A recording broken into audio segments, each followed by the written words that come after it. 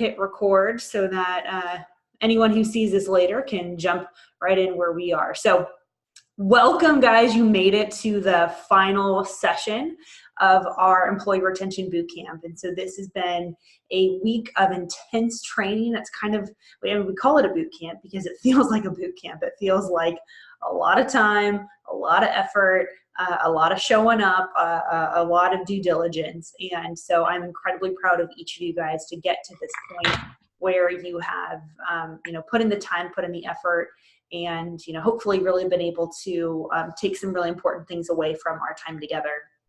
And that's really my goal. My goal is to make sure that not only do you have the confidence that you can implement change and transformation and engagement and retention in your organization, that you have the tools to actually do it as well. So that's really been my goal from the beginning, is putting together these live trainings that we've been doing, is to really help you no matter where you're at, to really get to those kind of overall goals.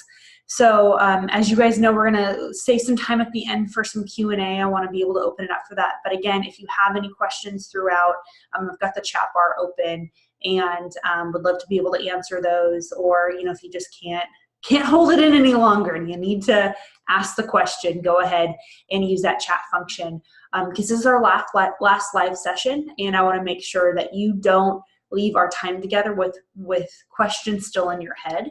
I want to make sure that I'm really here for you guys. So I hope that you guys had a great time with Brian. He's awesome. Understanding the 4 core elements of motivating your workforce, which motivation is really the end-all be-all of retention, of engagement, of productivity, of keeping folks sane and happy.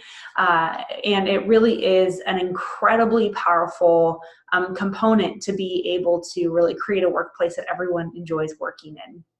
So today is your final session. I'm going to do a brief overview of what it is that we covered in our first 2 sessions, and then I'm going to go into the big secret about how you actually implement what it is that we've been sharing. So the first session was really focused on the difference between what attracts an employee and then what keeps an employee, because there's a big myth out there that what's going to attract them is what's going to keep them.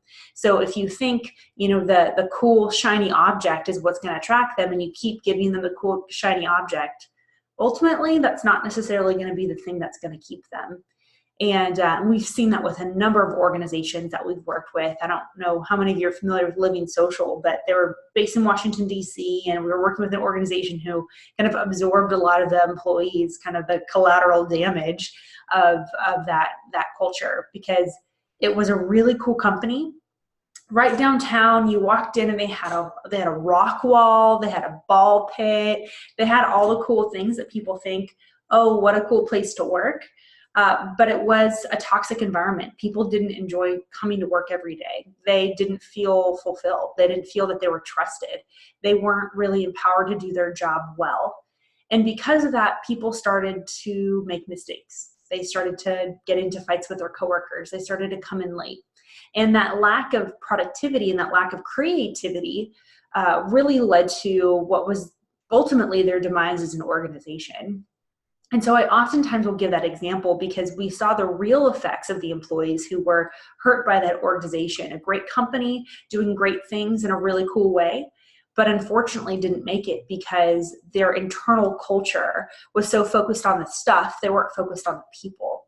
So the stuff, again, what keeps them and what attracts them is going to be something that's very different. So focusing on that transition. So using your brand or your industry or the community that you're in to get folks in the door, but to not rest on what it is that originally attracted those folks to your team.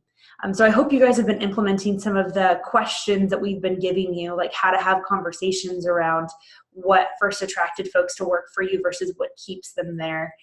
That's one of my favorite questions that I get to have with folks whenever folks bring us in for maybe executive briefs or training for their company. I'm sitting down at lunch. I love asking people those questions because I think it really says a lot about the organization. And I think it also, too, helps highlight some frustration points that maybe folks may not be able to articulate if it weren't for an opportunity just to talk about what keeps you versus what first attracted you.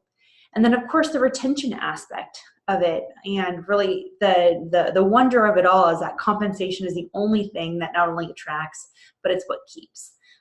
But as Brian talked about yesterday, motivation based off of money can only work for so long because it's really you chasing your tail. So how do you make sure that you go beyond the money, whether you can or cannot compete with your other industry competitors when it comes to paying your talent? But, sometimes you're just in a situation where you're not able to, for budgetary or other financial reasons, not be able to pay your employees more.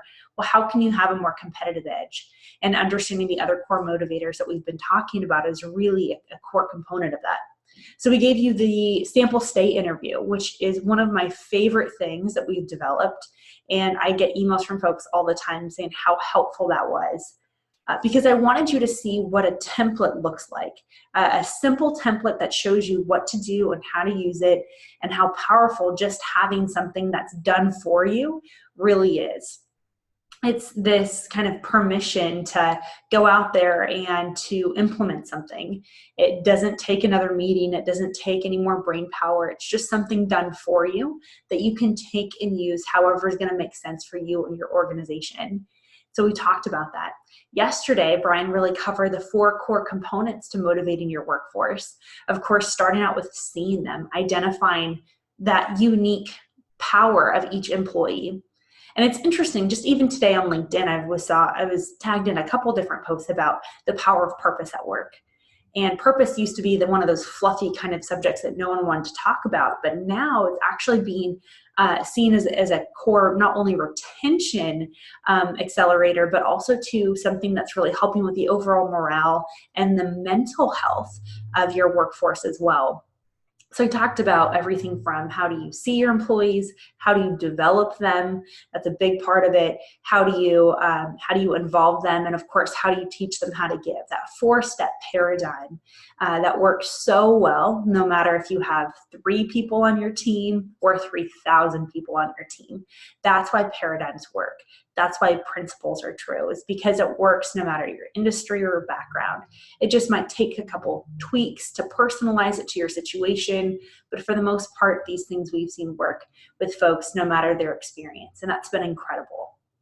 So today I really want to break down some of the core principles of how do you take what it is that we've been discussing and turn it into an actual process. And when we're talking about retention, I always like to look at retention as a holistic approach, as even as holistic as an employee themselves, and looking at the whole life cycle of the employee.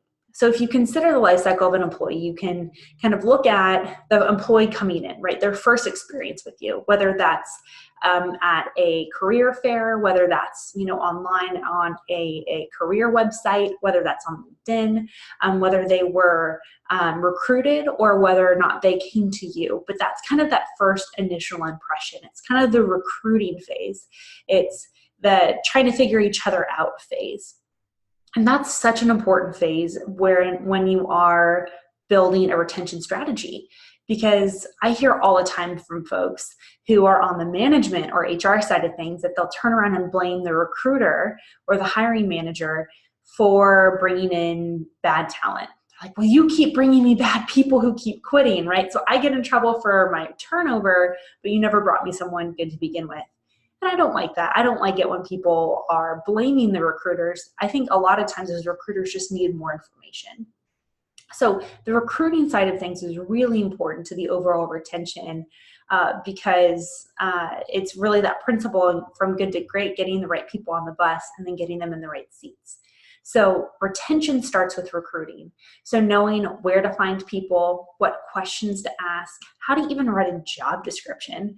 I can't tell you how many bad job descriptions are out there where it'll just say the title and maybe, something very generic, like we're a team-oriented environment and we want to make sure that you do your best and we serve customers with excellence, right? Does any of this sound familiar at all? It's totally useless information because you're using all of these platitudes, all of these things that don't really mean anything. So if you're an employee, no wonder you're just comparing based off of the salary, because there's nothing you're actually providing them in a job description that's really reflective of what it means to be a part of the team. Are you painting a picture of a day in the life of one of your employees? Are you giving examples? Are you making it more engaging and more interesting so it pops off the page if you're posting online? So knowing what to write and where to post is essential to creating a long-term retention program, because whether you are going to a college and career fair, which those can still be very effective when done well, or you're posting online, or you're hiring an expensive executive search representative or professional who's looking for folks on your path, knowing how to write an effective job description and knowing really what it is that that person does, what are their roles, responsibilities, and expectations, are really essential to making sure that you have that long-term approach. So the recruiting side of it is really where a lot of the retention conversations need to be having, and making sure anyone who's doing the interviewing or recruiting, whether that's the marketing team putting together the job descriptions or your interview team who's looking at, who has the skills for the job, making sure everyone is on the same page so that you all understand what the end goal is. So you're sharing the same story, that you have the same narrative. That's incredibly important, because what happens is oftentimes the recruiters will be saying one thing about the company, and then that individual comes into the company and that's not what it is at all. I recently had a moment where I was discussing this with retention challenges with a team from a Fortune 500 company that we're working with. And so they asked me to go in and interview some folks and find out really what the young people, the people who are under the age of 35, what they thought about working for the company. So I conducted interviews, and this is an international company, and I found myself on the phone with a young man in the UK. And he had been on the job only about 6 months, but he was not happy. And he had this moment where he shared in a very honest way that he really felt that he'd been duped by this particular company. He was told it was high tech, that it was attention to detail, that there was a lot of opportunity for him to hang out and spend time with people, that it was going to be kind of like a Google type environment, that it was like a startup. Right? Which is one of the key things that people like to say when they're trying to sound more innovative is we've got a startup mentality. So he fell for it.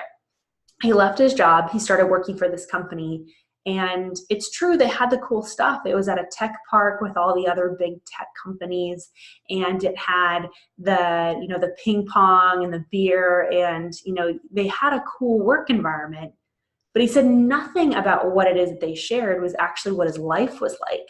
He said, yeah, well, we have the cool stuff. If you walked through, you might think that, but we don't communicate well. People aren't open to innovation. I don't feel empowered to fail. All of the things that they promised him in the recruiting process wasn't coming true. And because of that, this young man who's incredibly talented, had so much to give, what really felt that he was betrayed by the recruiter and let down by the company.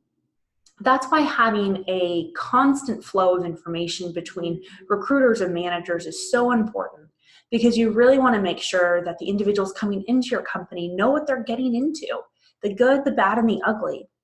When I'm ordering something off the menu at a restaurant and I ask the waiter what his favorite dish is, I'm listening, but I'm also waiting for my second question, which you can ask any of my friends, and I do this all the time. I'll ask, well, what's your least favorite thing on the menu? Now, if they say, well, nothing, absolutely everything is good, I know I can't trust them because they're just trying to make a sale, which, by the way, if I'm in your restaurant, I'm going to buy something anyway, so you don't need to lie to me, right? Why not suggest something that I'm actually going to enjoy?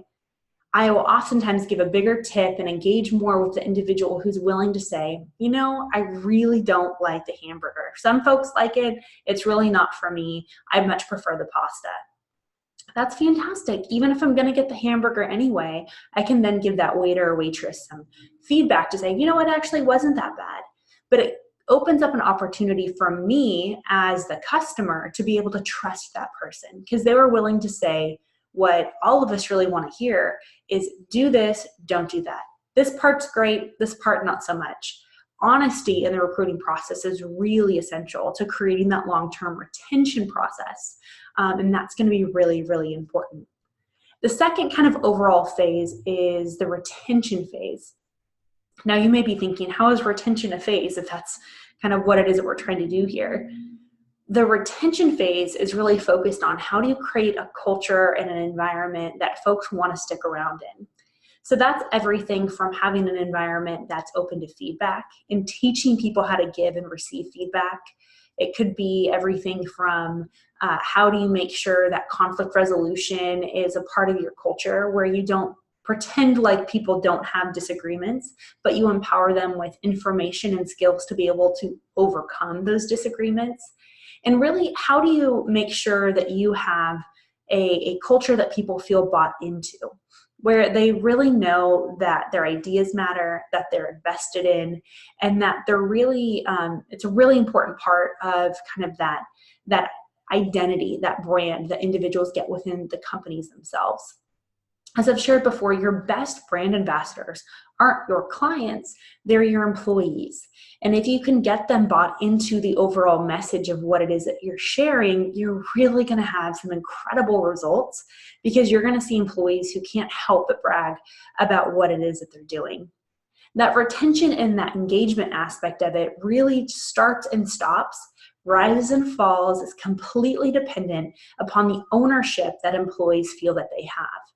There's nothing worse than an employee feeling that they're either giving feedback or providing insight or showing up to work and their work either not mattering or isn't even acknowledged. And so because of that, creating a culture around what does effective feedback look like? Now, it's one of the biggest challenges that we see on the generational space because each generation gives and receives feedback differently. A millennial, for example, may want feedback up to 4 times a week. That's actually what we found in some of the research that we've done with some of our clients. Now, you may be thinking, Gabrielle, 4 times a week, that is completely ridiculous. I have a job to do. I can't sit around and constantly praise this young man or young woman for showing up on time or returning their clients' calls. Well, certainly, and feedback also looks different for this next generation. What we've actually found is millennials are looking for constructive feedback more than just positive reinforcement. So they're wanting to know how they can improve their behavior. Also, too, when they're looking at feedback, they're not wanting to have some glamorous, glorious experience. Oftentimes, they're really just looking for a quick piece of feedback as they're walking in or out of a meeting, or if they're on the job, a quick piece of feedback about how they can improve or a different way that they can do it. And that's really effective when you start to understand different generations even give and receive feedback differently. And so if you're talking to someone of one generation, say a baby boomer, who thinks of feedback as a 360 review or an annual review, they're then going to say, well, what do you mean a millennial wants feedback 4 times a week? I'm not going to do an annual review type paperwork session, right? Because that's really what everyone hears when you say feedback. They hear paperwork. So you're not going to have that elaborate of an experience when you're giving someone feedback. Really, this next generation is looking for something that's instant, that's specific, that's actionable, and that's constructive. Generation X, on the other hand, really does look for feedback to make sure that their work is more relevant. The key difference between a millennial and a Gen Xer is the frequency. Millennials are expecting feedback more frequently, which certainly makes sense if you're looking at a generation who's used to instant likes and instant shares and instant everything. That this is a generation who grew up in a virality culture. And so they can post something on their Snapchat or Instagram and know within minutes how it's doing. But they work for you and they need to find out in months or maybe years how well they're doing. You see how it's a bit of a challenge. So feedback is very relative to the speed at which a generation is used to getting information. So Generation X certainly does want feedback, but they really came of age during the annual review cycle where things were timed. It was nice to have feedback so I could do my job better. But Generation X isn't necessarily going to quit just because they don't have feedback.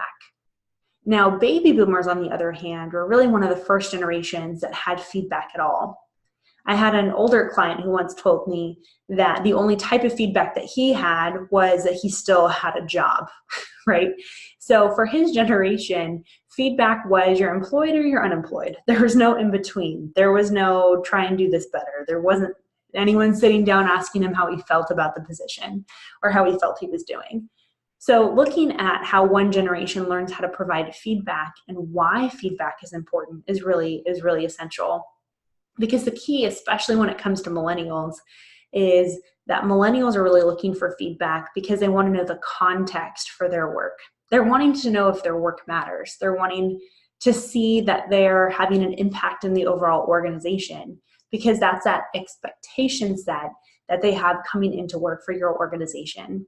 So that's really the key to understand about providing feedback is understanding the role of expectations and how you're providing that feedback. What is the expectation of the person receiving the feedback?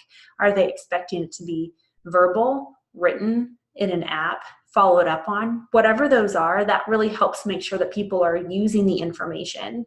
Because a lot of us give feedback based off of how we either give and receive feedback, right?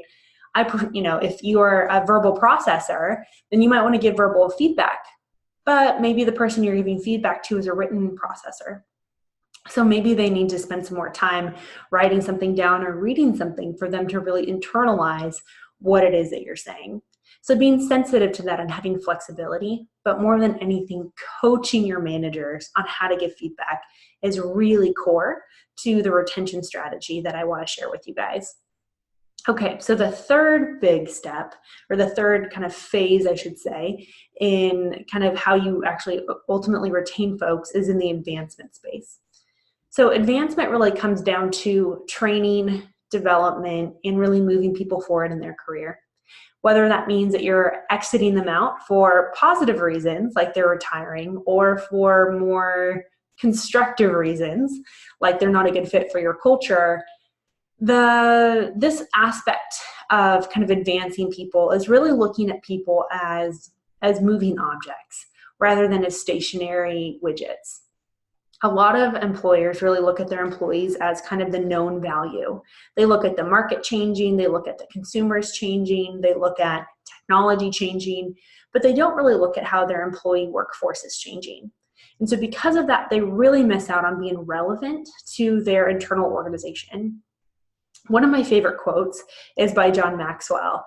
And in summary, he says, you may be concerned about investing your money in employee workforce and then they leave.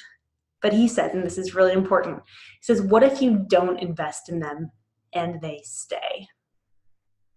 What a crazy concept that if you invest in people and they leave, well, you've at least gotten that much more out of that individual while they're there. But if you don't invest in them and they stay, they're actually much more of a drag on your organization, and you're now having to hire more people to pick up the slack. I'm always amazed when I meet with HR folks or executives and they're talking to me about how, everyone's overworked and, how it seems like no one has enough time to get all the work done in a day. And I'm not belittling the frustration of feeling that you're overworked, right? That's a true emotion that many of our workers really truly believe. The challenge is that usually it's more it's less about the efficiency and more about the input of time. And so rather than measuring how much people are getting out of the day, we're usually measuring how many hours a day people are working.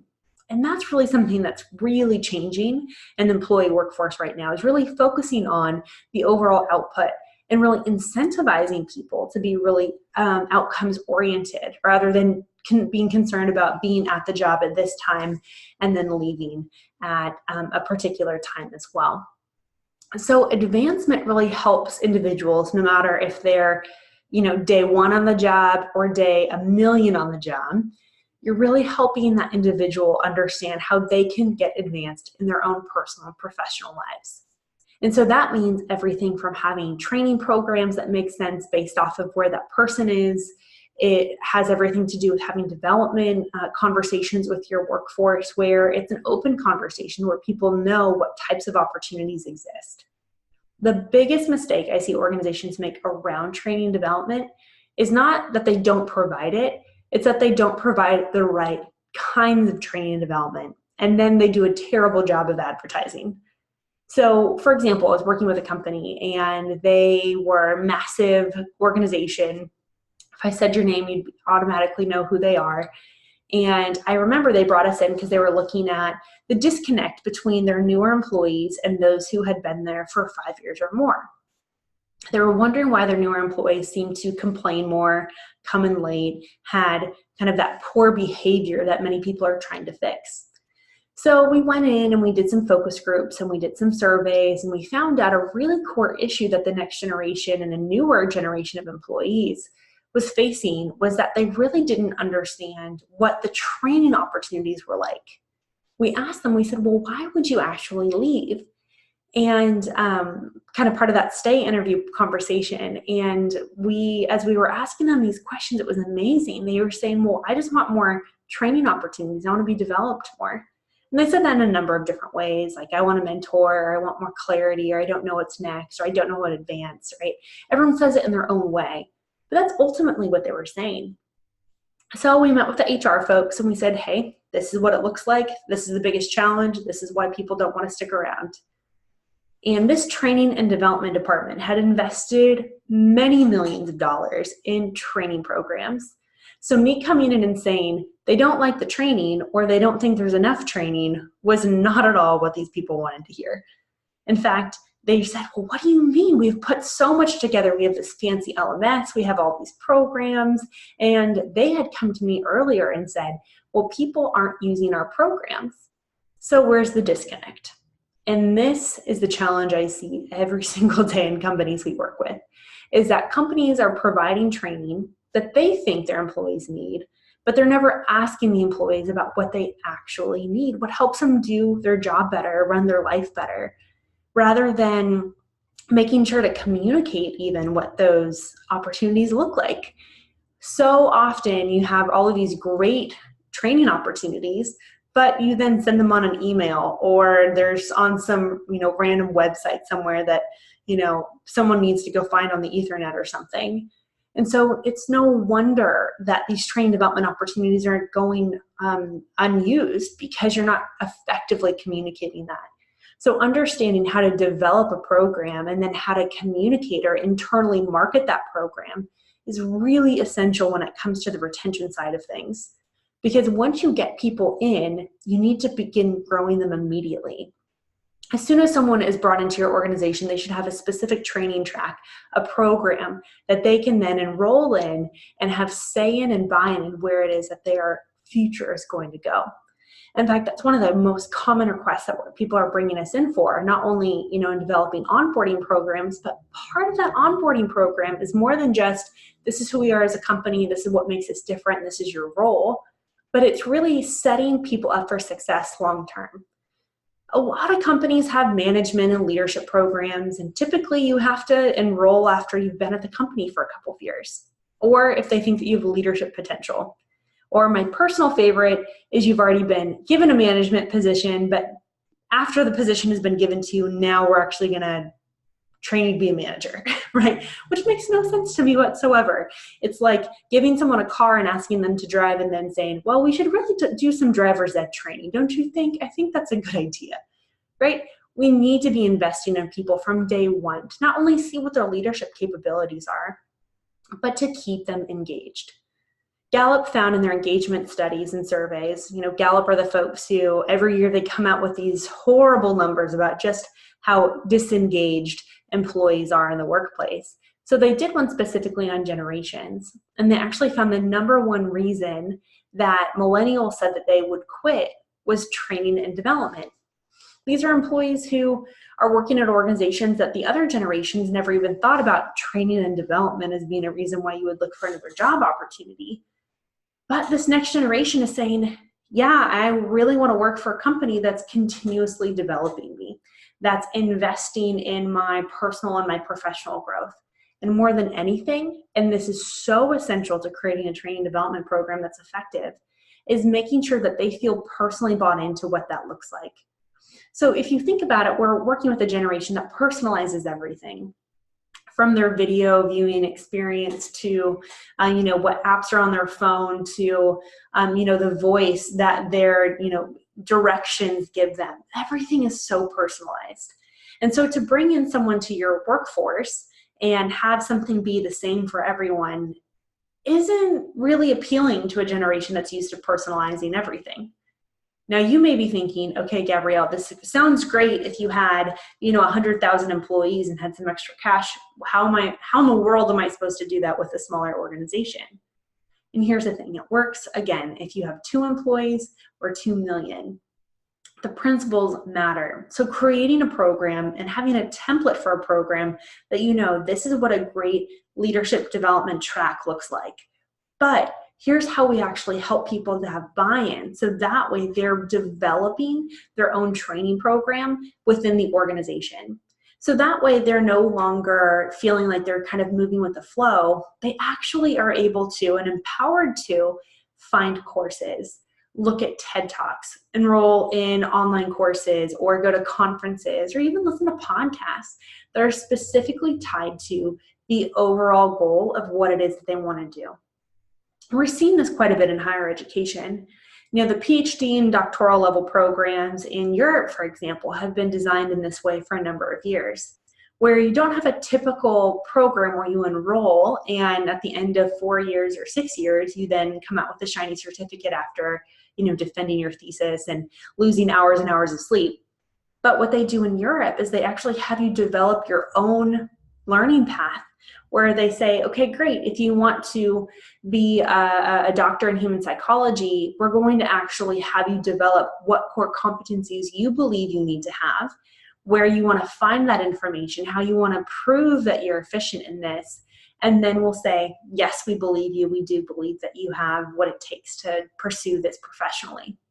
What an interesting concept to actually empower people to have buy-in in their own personal development.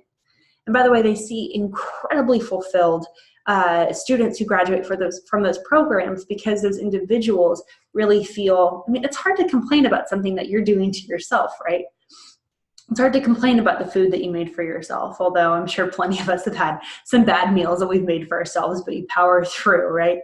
So having opportunities for you to be able to empower your current employee task force as well as the future to be able to consider what does a great employee training program even look like? What are the elements? And that templates are so helpful. They're so great where you can actually find out what are the best practices that other people are doing. How can I take and steal what it is that someone else is doing? So that way I can learn from their mistakes.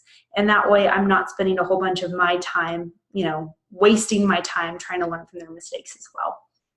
So that's kind of the overarching life cycle of retention, is really focusing first on recruiting, making sure you get the right people in the organization. The recruiters have the information they need. They have an onboarding program that works. They have a system of job interview questions, job descriptions, really knowing what it takes to get folks in the door.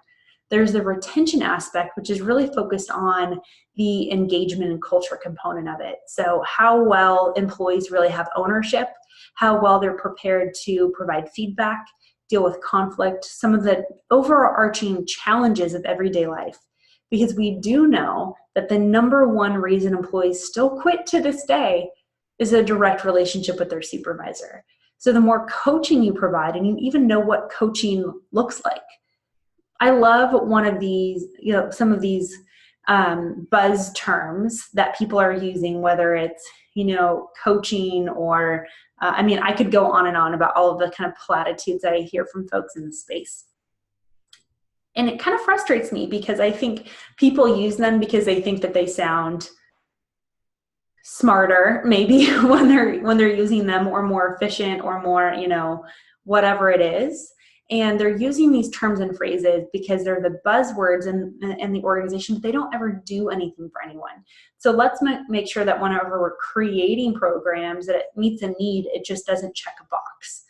So in that retention and engagement aspect, you really want to make sure that folks aren't just saying, oh, we're coaching our employees, we're not just managing them, that people know what it means to be a coach. They know examples, they know best practices, they have, a checklist, a paradigm of what they can go through. And then third, of course, is really on the growth path of how you actually invest in those employees. So your advancement tracks, your training and development, making sure people know, what does it mean to advance from one position to the next? Or what if you don't have, and this is a question I got from someone the other day, was, okay, that's great if you have another role for someone to be advanced into, but we're a small shop. We don't have enough positions to continuously be advancing people, and I'm going to lose someone who's a really great member of our team, but I just don't have anywhere for them to advance into.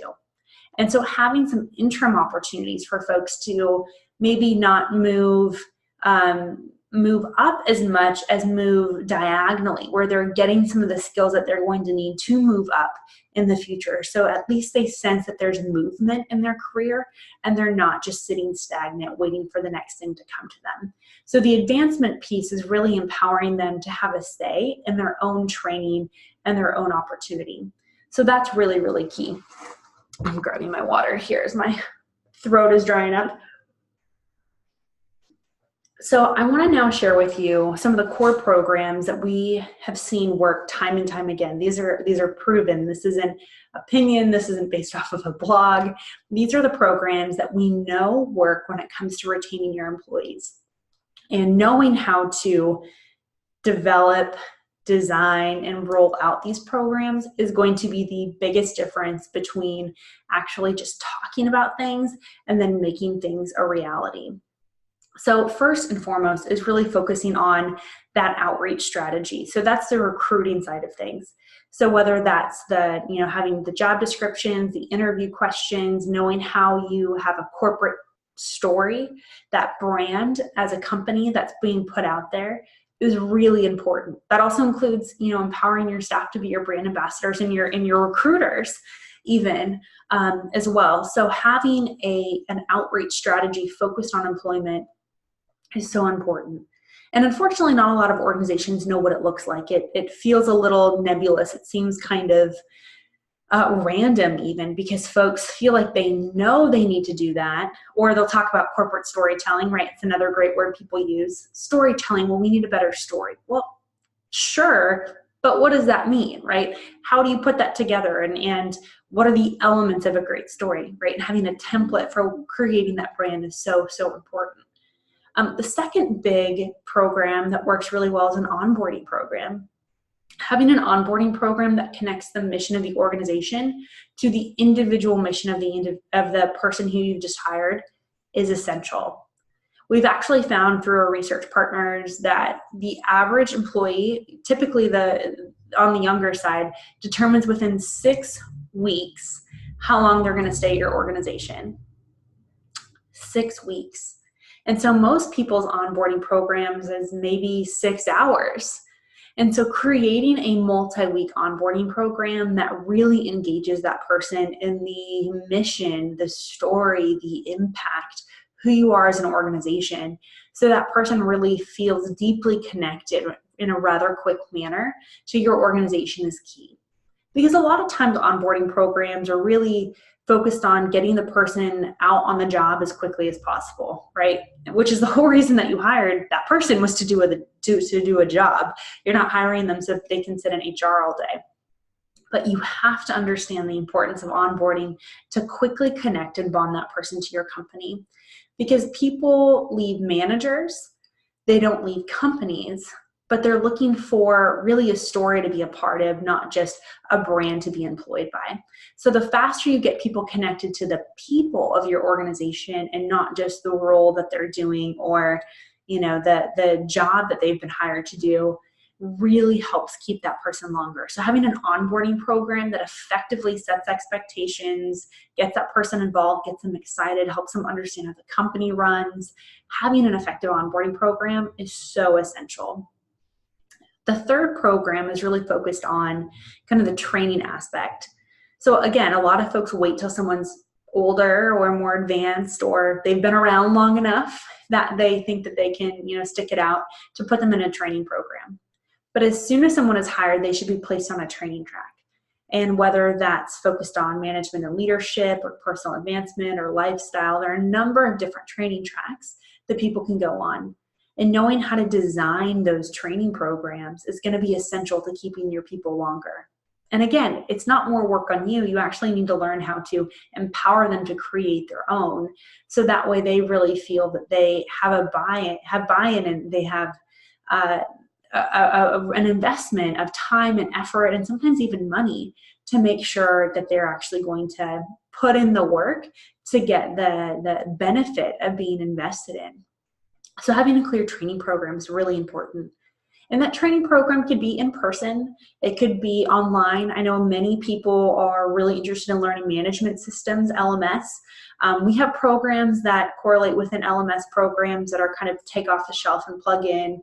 So we're fans of them. I certainly see the benefit of having an LMS.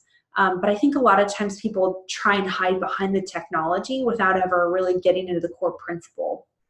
And also, too, they kind of kick the can down the road of, well, we need to do another meeting, or we don't have the budget, or, they're looking for almost like an excuse to not actually turn it into something. So making sure that you have, the core elements of what a training program looks like, and then finding whatever platform that's going to make sense, whether it's in person, online, or something kind of more maybe quasi in between. And the fourth program that's really effective when it comes to retention is mentoring.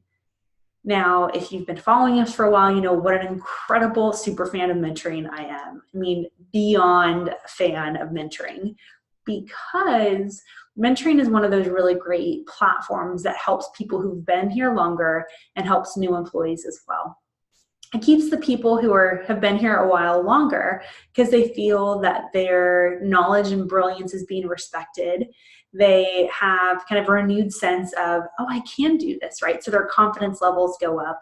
And it really helps kind of draw out that institutional knowledge that people lose when someone retires or moves on. So it's really beneficial. It's beneficial to the new employee because they're instantly getting connected to someone and there's a personal accountability to someone at the job. It really helps them on the retention side of things because they're learning that there's an upward trajectory. There's somewhere for them to go inside of the organization. And of course, it just really helps, again, a newer and younger generation escape some of the mistakes that they may make. So you're going to make more money and save more money in productivity, efficiency, etc. So those are the 4 core programs. So a recruiting program, an onboarding program, a training program, and then a mentoring program as well. Those are the 4 core training programs, or just programs in general, that are really, really important if you're wanting to make this conversation, this retention conversation, stick for the long term. Now, I did send out a video. I don't know if you saw it. I sent one out about why engagement surveys don't work, which they don't.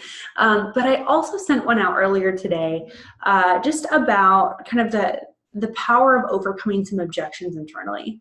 Now, I know some of you are the early adopters, right? You know that there's a problem. That's why you enrolled in this boot camp, because you're saying, I know we have a problem. I know there's a solution out there. I don't know what that is, but I'm going to find it out, right? Some of you enrolled in this because you've tried it all and this boot camp was extremely affordable. You got a free book, right? And because you just wanted something that was going to be done for you because you were tired of wasting your time. And then maybe there's another group of you who have no idea why you did it, but it just sounded like a good idea. It seemed like something that you wanted to learn more about, whether it was the next generation or retention techniques, that you just were saying, you know what, it's not going to hurt. I might as well just look into it. And a lot of times people go through our programs, and sometimes I'll get emails from folks saying, oh my gosh, that was the most efficient, effective use of my time. This is how much money we've saved. We've completely, done something completely new within our organization. And I love hearing those facts. Sometimes I get emails from people saying, hey, I haven't really gotten around to implementing anything, but it was really interesting. And then sometimes I just don't get emails from people at all. maybe because they're too busy just celebrating how much money that they're making or saving. But it's that middle group that I really want to speak to, the folks who take the time to invest in a program like this, but don't invest in the implementation. And it's like enrolling in a gym and doing the whole thing where, they're showing you how the weight machine works and, where the locker rooms are and what the spa looks like.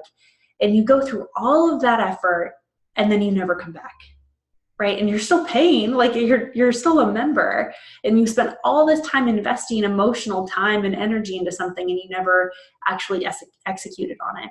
So I want to share with you some of the mindset shifts that you can take back with you if you're already on board and you're already like, I know I need to turn this into a process, right? Because that's the big thing, is that people really need to learn how to take what it is that we're discussing, turn it into a program, but to have a process. And the process piece has been so life-changing for the folks that we've been working with. I know even in my own business, is creating a process where someone's going to tell me, do this, and then do this, and then do this, right? Because we're kind of wrapping up our time here, and you're probably thinking, okay, Gabrielle, you've talked about a lot of things, a lot of programs, a lot of procedures, a lot of things that I can do, and I can't do them all at once, right? So what's most important? And so knowing the process and how to prioritize is so incredibly important to make sure you turn that into something that's successful. But I recognize not everyone will do that, right? Plenty of people, the number one reason people say that they don't implement a program is that it's not a priority right now. Personal favorite, right? Which, unfortunately, many of the people who say it's not a priority right now will come back to us later and say, well, we've got this problem, right? Because something wasn't a priority then, it's now an emergency. And there's a professor of Brian's that he likes to kind of quote, and I think he said it really well. He said, and he was a law professor, right? So, those lawyers, but he said, you can either pay me to help you avoid the potholes or pay me a lot more to pull you out of the potholes, right? And oftentimes we think that way, that we're like, well, it's not a problem now and it's not a priority. But it clearly is, because you're talking about it, you're complaining about it, you're taking courses on it, you're reading books on it, you're looking for a solution, but you haven't really turned it into enough of a priority that it's taking, real resources of time, and of course, resources of money. And some other folks will say, well, it's just not in the budget right now, so maybe we'll do it next quarter. And if that's the case, typically, again, that's because it's not back to the priority piece, where they're not really seeing the overall cost of what one individual is going to cost them if they continue to leave. And we have a cost calculator that kind of helps people break down exactly what it looks like and exactly how much it's going to cost you for you to be able to lose that one employee. That's in our Retention Accelerator program. I'll talk to you about it in a moment, but really knowing down to the dollar how much it costs someone. Because so many times people just don't realize. They think, well, yeah, we just lost someone who was great, and now I'm going to have to, interview and hire and manage and train and, all of that. And I think I shared with you, it's between 40 and 50 hours is the average time it takes to hire someone new. So that's an entire work week, if you're most people, that you're spending just bringing on one new person. And so rather than avoiding some of the kind of tragedy of losing time and effort because of what it is that you weren't willing to put in time and attention for, you're now wasting time on the back end. Not only that, you're just frustrated because you're having to do someone else's job, right? You're now having to fix someone else's problems. And it's just overall kind of a frustrating way to go about it. And some people just say, we don't have the time, right? This all sounds great, Gabrielle, and it's really important. And, I see where you're coming from, but we just don't have the time.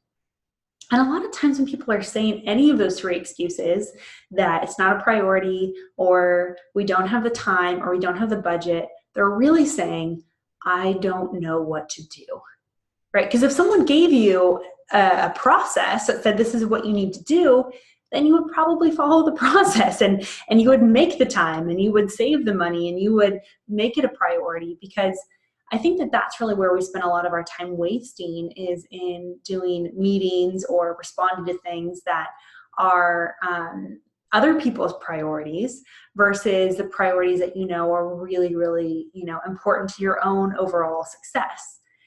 And so making sure that you know what to do is really important. And that's really been a big part of what it is that we've wanted to do with you here, is making sure that you know what to do. That first of all, you know you can do something, that retention is not inevitable, or turnover, I should say, is not inevitable, but it's preventable.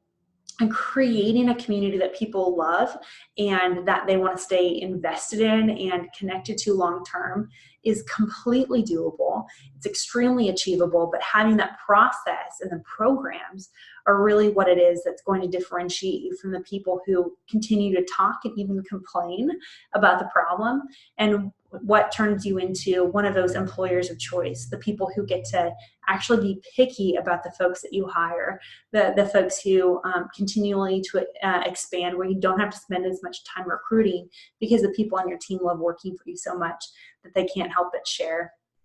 So I'm going to send you guys an email after this with a link to a program that we're launching that I want to personally invite you guys to, and it's called our Retention Accelerator Program. And it is an incredible set of videos and templates. We have over 30 templates and videos that explain how to use the templates. So everything from the sample job descriptions to how to teach your managers how to coach, to how to create a training and development program that gives that person buy-in and that they can help to grow themselves. So it really focuses on those 3 core phases that I was sharing with you, from recruiting, shows you even what platforms to use and how to write different job descriptions on different platforms, to the retention side of it, so how to train people how to coach or get feedback, to the acceleration side of things, about how do you actually take someone and advance them from one position to the next, and what do those training development programs need to include.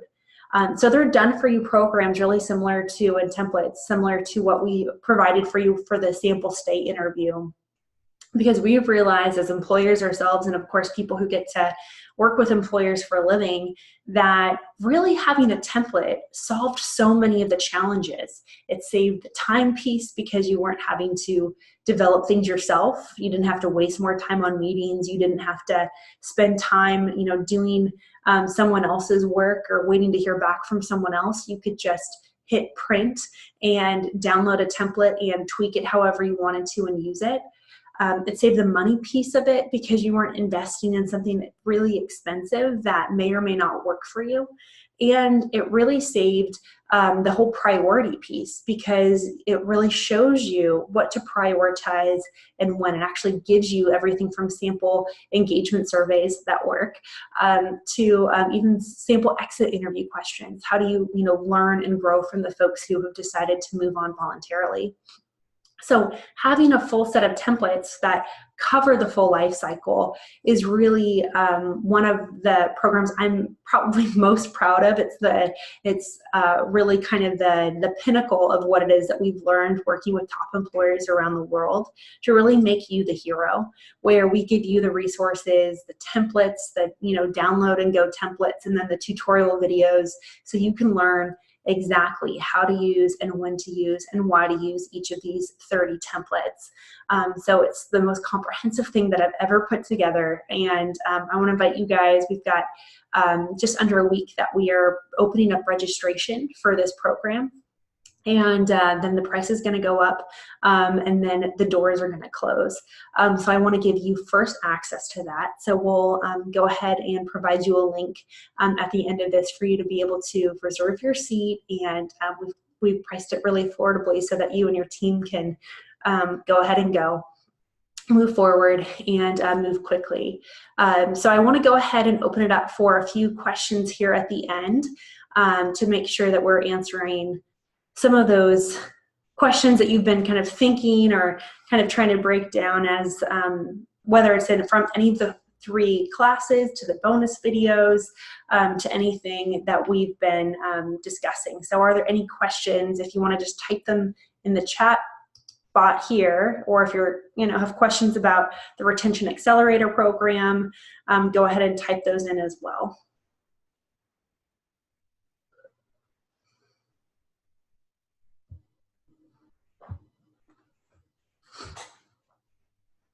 Do I have any questions? Have I answered all of your retention and engagement challenges? Because that is always my goal. Is there a particular scenario that you want us to, Andy says, digesting it all. And there's a question about cost of training calculator on your website. No, what's on our website currently is kind of how often an employee is quitting. The cost calculator that I was discussing is including the Retention Accelerator program, the full program, where you actually enter in the employee salary, how long they've been there, and then outspits how much it's actually costing to lose that person. It's such a cool tool. I really geeked out over it, and I think it's really helped folks be able to justify larger investments, and I think, again, prioritizing just how much it costs for people to walk out the door. So really, really good point. All right. Any other questions I can help answer for you guys?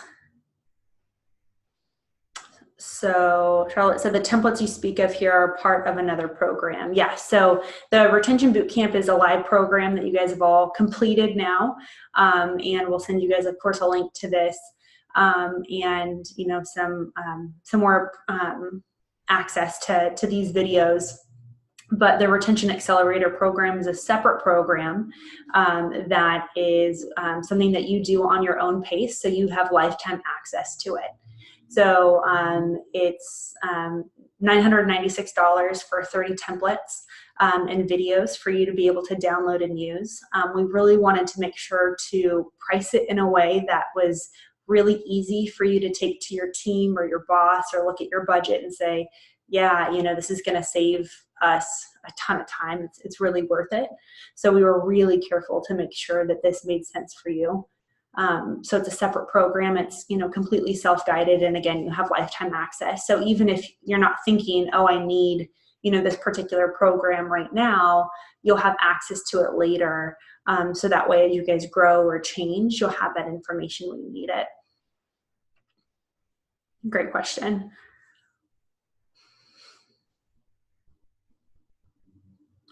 Anybody else? Are there any other questions I can answer for you guys? Nothing. This is very impressive. All right.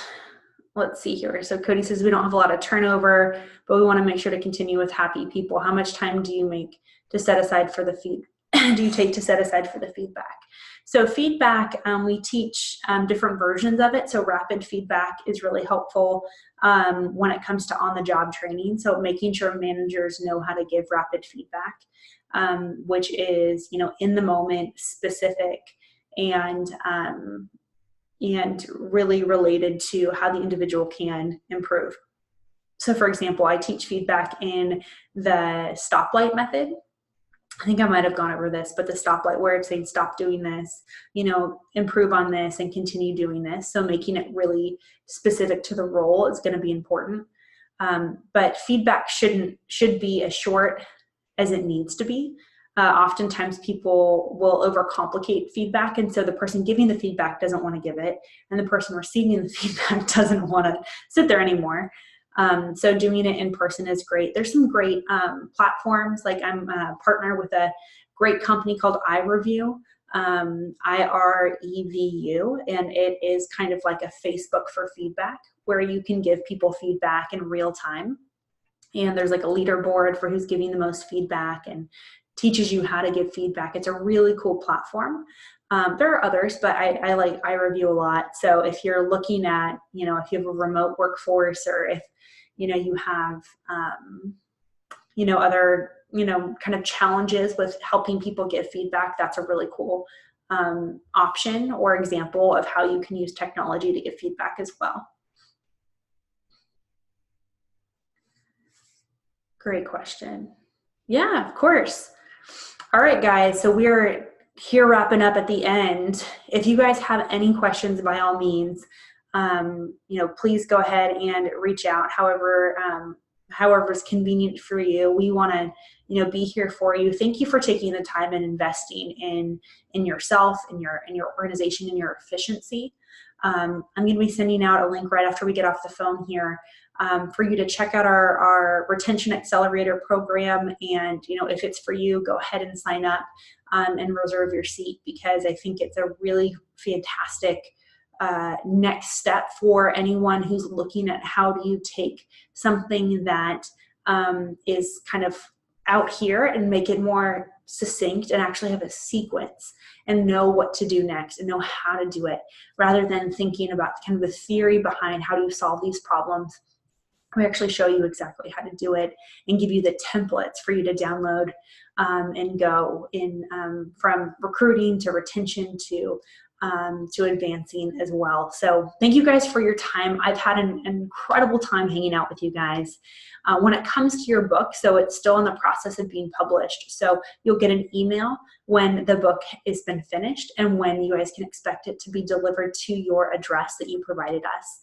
In the meantime, again, continue to digest the materials, check out the downloads, and stay active in our community as we continue to provide more content for you guys. So thanks for your time. Thanks for investing in it. And let's go get them.